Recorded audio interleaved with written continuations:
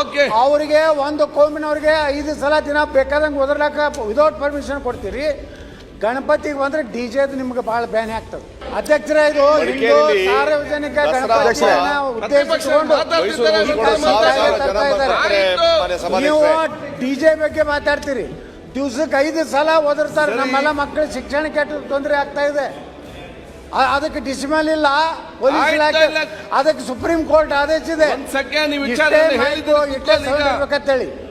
ಅವರಿಗೆ ಒಂದು ಕೋಮಿನವ್ರಿಗೆ 5 ಸಲ ದಿನ ಬೇಕಾದಂಗೆ ಒದರ್ಲಾಕ ವಿದೌಟ್ ಪರ್ಮಿಷನ್ ಕೊಡ್ತೀರಿ.